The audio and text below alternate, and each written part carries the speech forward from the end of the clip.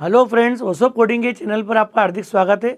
Python for absolute beginner series में आज हम बात कर रहे हैं एक बहुत इंपॉर्टेंट मेथड की, and that method is str under score str और डबल अंडर स्कोर।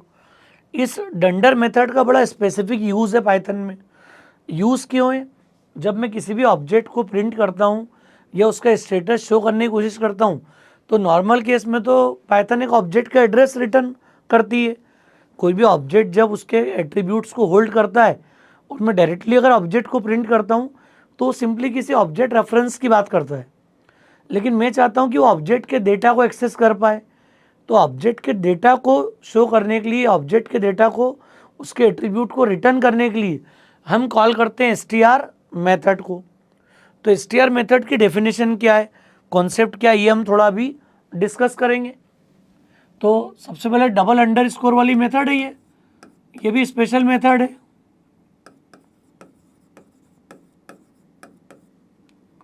रूल समझ में आ रहा है क्या है इसका? पाइथन में किसी भी ऑब्जेक्ट को डिस्क्राइब करने के लिए, डिस्क्राइब करने से मतलब क्या हो गया, अगर मुझे किसी ऑब्जेक्ट की वैल्यू लेना है, जैसे मैंने अभी एडिशन वाला केस देखा था, हमने इनिट मेथड कॉल की थी यहाँ पर,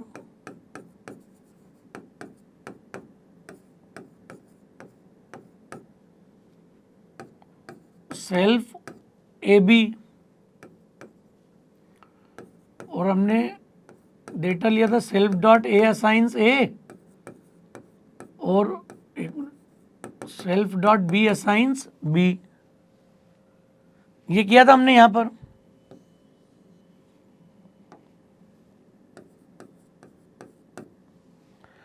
इसके बाद इसको हमने कंस्ट्रक्टर बताया था लास्ट डिस्कशन में।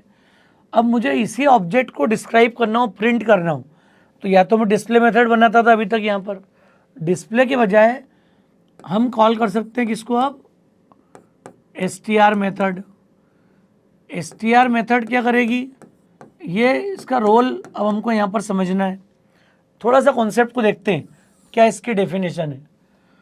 अगर मैंने सपोज एडिशन का एक ऑब्जेक्ट बनाया, ob1 असाइंस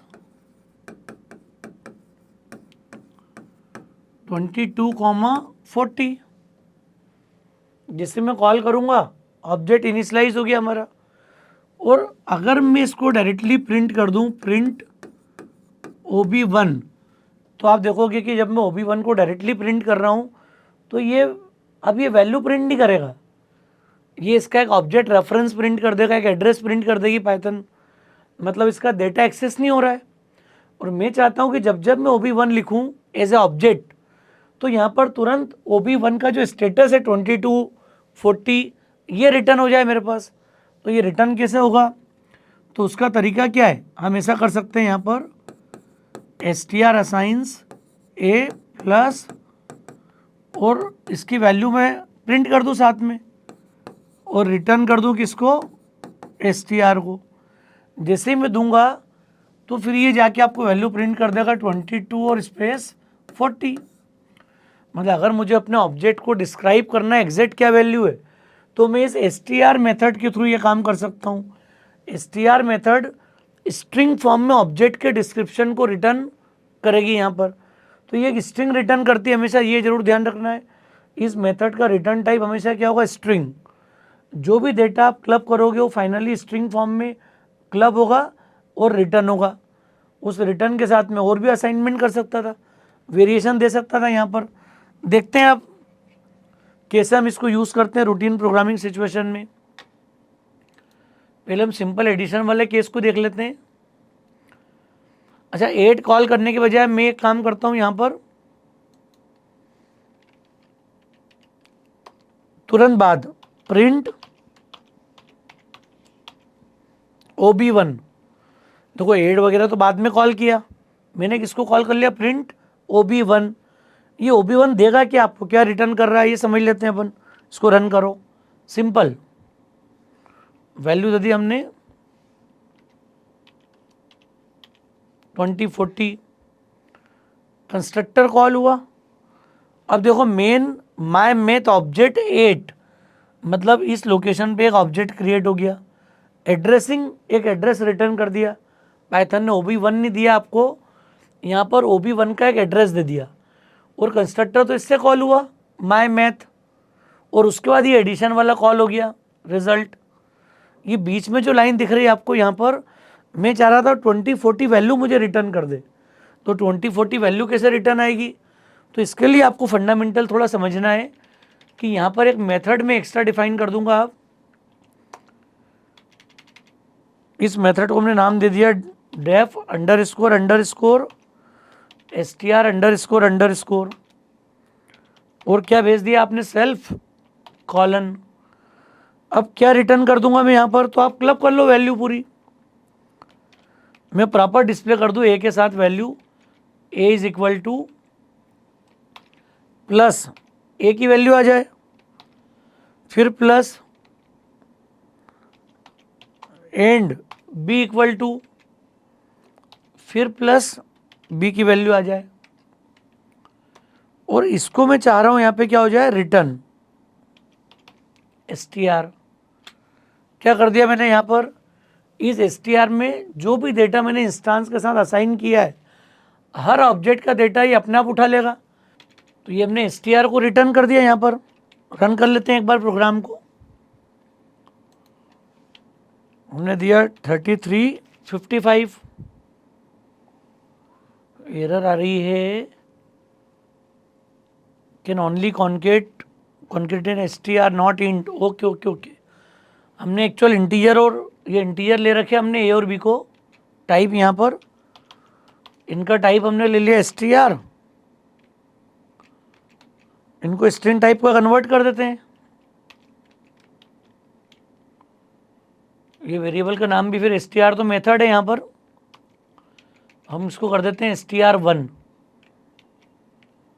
कॉन्सेप्ट क्लियर हो गया? करना क्या मुझे यहाँ पर, ये जो भी डेटा ए और बी का आ रहा है उसको क्लब करना है।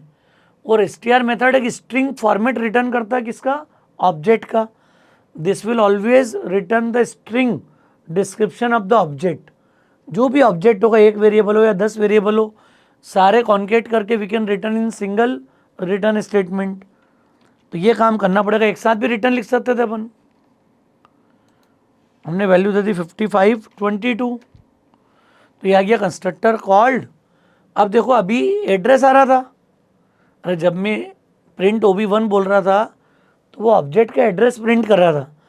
और अब str कॉल, str लिखना पड़ा कि मुझे यहाँ पर, यहाँ इनिट लिखना नहीं पड़ा, ये इनिट ऑटोमेटिक कंस्ट्रक्टर कॉल हुआ। वैसे ही जब मैं प्रिंट और किसी भी ऑब्जेक्ट को प्रिंट में डायरेक्ट प्रिंट करूँगा, this will always call to this str method. तो str आपको डिफाइन करना पड़ेगी। यहाँ पर डिफाइन करने का रोल क्या है? हम किसी भी ऑब्जेक्ट के डिस्क्रिप्शन को शो कर सकते हैं। ऑब्जेक्ट को डिस्क्राइब करना हो, सबसे आसान तरीका है, डायरेक्टली मैंने लिख दिया, देखो प्रिंट OB1, तो ये A55 and B22 value print हो गई आपकी। तो ये str का रोल है। इसी को मैं दूसरे फंक्शन में भी देख सकता था। यहाँ पर हमने एम्प्लॉय को भी डिस्क्राइब किया था, याद होगा। यहाँ भी डिस्प्ले डेटा वाला जो काम है दिख रहा है, ये इतनी मेहनत की थी हमने, जो इसको सीधे सीधे कॉल कर लेते हैं। यहाँ पर मैं अब यहाँ से इसको हटा दूँ डिस्प्ले को,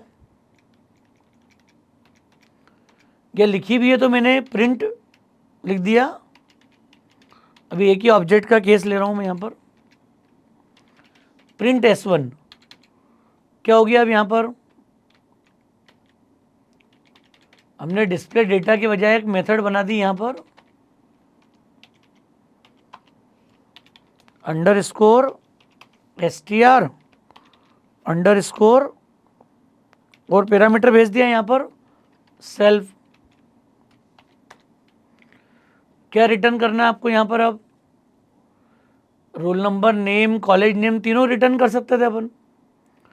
तो मैं एक str1 वेरिएबल ले लिया हमने यहाँ पर, और मैसेज कर दिया रोल नंबर इक्वल टू, है ना, रोल नंबर के साथ हमने प्रिंट कर दिया। क्या देना है इसके साथ? तो रोल नंबर के लिए हमने दे दिया सेल्फ डॉट रोल नंबर। अच्छा, रोल नंबर इंटीजर है तो इसको भी कन्वर्ट कर दो स्ट्रिंग में, प्लस प्लस के बाद सेकेंड रोल क्या हो गया, इसके बाद फिर क्या दे दिया हमने, नेम स्पेस, नेम तो हमारा स्ट्रिंग ही है यहाँ पर, तो आपने दे दिया सेल्फ डॉट नेम प्लस, और एंड करके मैंने दे दिया कॉलेज नेम, और कॉलेज नेम के लिए plus self dot college name. ये पूरी हमने सिंगल स्ट्रिंग बना दी यहाँ पर एक, और रिटर्न str1। देखो जो काम डिस्प्ले डेटा में हो रहा था मेरा, सेम काम हमने क्या कर दिया है, सारी वैल्यू क्लब कर दी है, तो साथ में मैंने रोल नंबर ये डबल कोट्स में ले लिए। हम चाहते तो सीधे सीधे कर पाते प्रिंट, क्लियर।